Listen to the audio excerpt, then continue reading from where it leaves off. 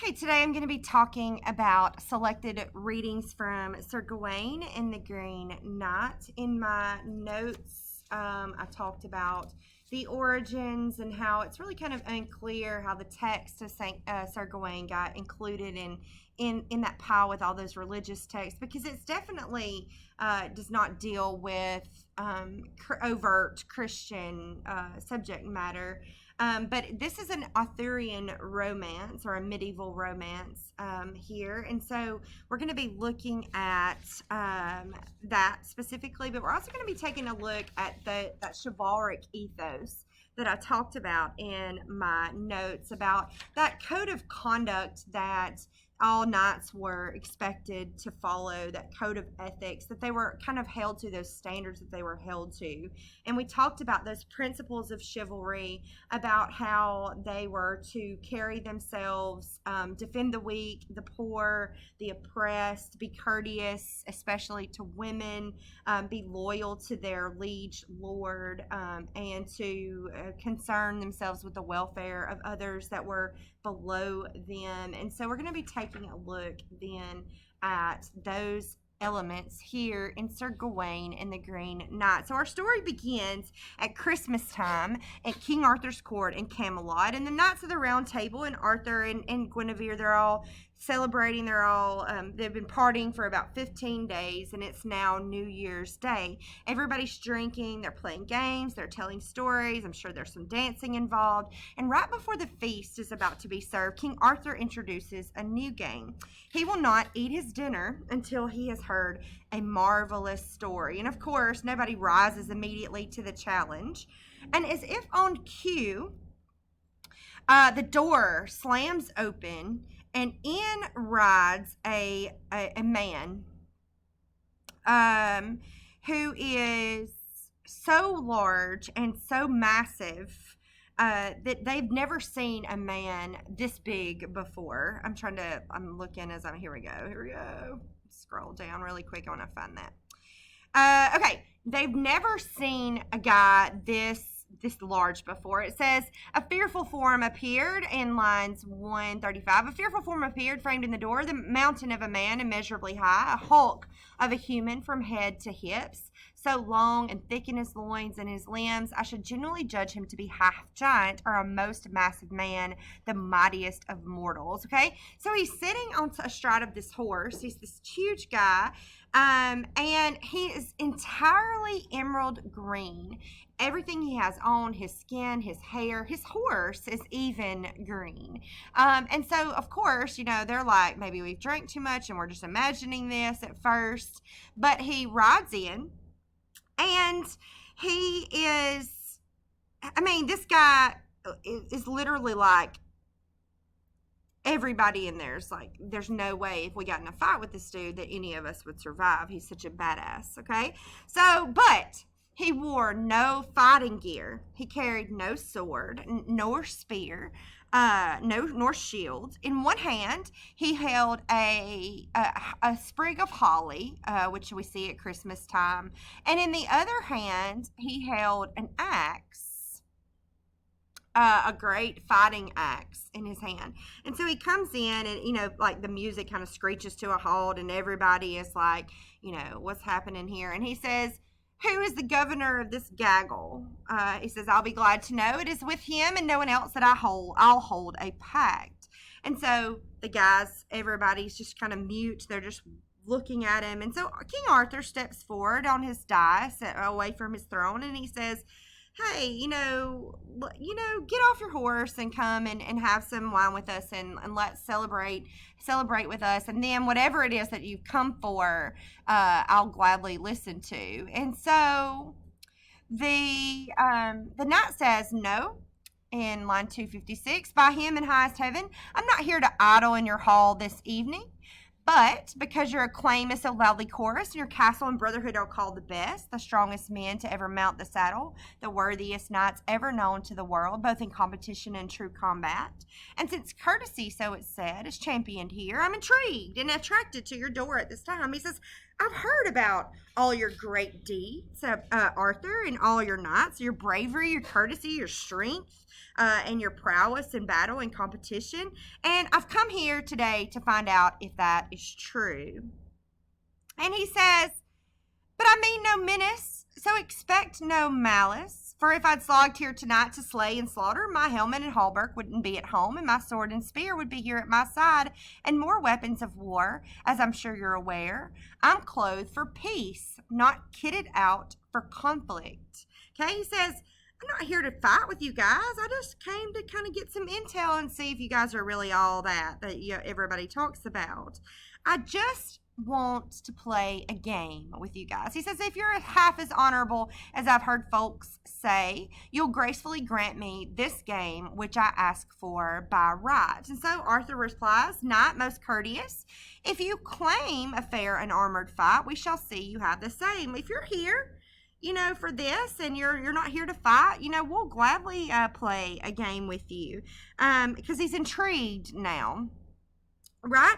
So for the third time, this knight says he's not here for a scrap. He says, I'm spoiling for no scrap, I swear. Besides, the bodies on these benches are just bum-fleft barns. Okay, he says, I'm not really here to fight. And however, if I was here for a fight, you've got nothing but babies around this round table. If I'd ridden to your castle rigged out for a ruck, these lightweight men wouldn't last a minute. You're sissies, you're babies. None of you guys could fight me here. But, since it's Christmas, right, I lay down this challenge. If a person here present within these premises is big or bold or red-blooded enough to strike me one stroke and be struck in return, I shall give him as a gift this gigantic cleaver, and the axe shall be his to handle how he likes. I'll kneel, bare my neck, and take the first knock. So, who has the gall, the gumption, the guts? Who'll spring from his seat and snatch this weapon? I offer the axe. Who'll have it as his own? I'll afford one free hit from which I won't flinch, and promise that 12 months will pass in peace, then claim the duty I deserve in 1 year and 1 day. Does no one have the nerve to wager in this way? So he says, I'm not here for a fight, but if anybody here thinks that they are bad enough to take me on, right, we'll play a little game. Here's the game, okay? You, knight, will get the first strike. You'll try to chop my head off with this axe. If you're successful, I'll give you this axe as a gift. If you're not successful, in 1 year and 1 day, you'll come and seek me out, and there I will do the same to you. And of course, everybody is silent, because it sounds like a really fun game, right? Not a soul says a word, probably because they were trying to figure out if he was drunk or high or a complete nutter, which is like, where I'm leaning. So, not to be pushed aside, the Green Knight starts in again. He says, what? This is the house of Arthur in 309, whose virtues reverberate across vast realms. Where's the fortitude and fearlessness you're so famous for? And the breathtaking bravery and the big mouth bragging? The towering reputation of the round table skittled and scuppered by a stranger. What a scandal. You flap and you flinch, and I've not raised a finger. And then he starts laughing, probably like that maniacal laugh that you see the bad guys in movies laughing. And it pisses Arthur off, because this is his court and they're not afraid of anybody, and they're willing to take this dude on, and nobody's going to talk and call his men babies and sissies.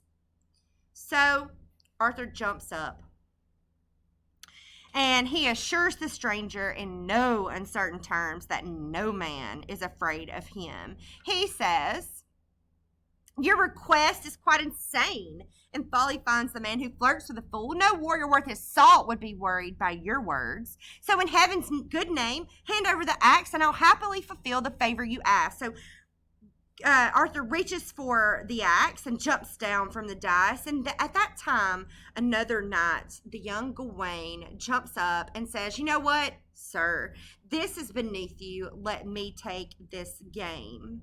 Okay? So he says, now, Arthur's nephew, he's never been tested in battle before. He's still kind of young and kind of hot-blooded. He's never really had a big, victory underneath his belt at this time, not seen a lot of fights. And so all the men kind of talk amongst themselves. Gawain is like, I am the weakest of your warriors. And he said, I am the feeblest in wit. I'm not the smartest guy. And literally, if I died, nobody would really cry for me. He says, it's only that I'm your nephew that I have any claim to be born of your blood. He says, this is so unfitting for a king to take this challenge. So, since I came forward first, let it fall to me. And so everybody agrees that let's let Gawain have the game. And so the rules are reiterated. Gawain jumps down. The rules are reiterated.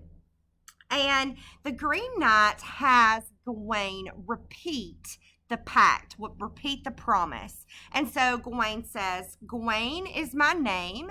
I heave this axe, and whatever happens after, in 12 months' time, I'll be struck in return with any weapon you wish, and by you and you alone. The Green Man speaks again. I swear on all I know, I'm glad it's you, Gawain, who'll drive the axe head home.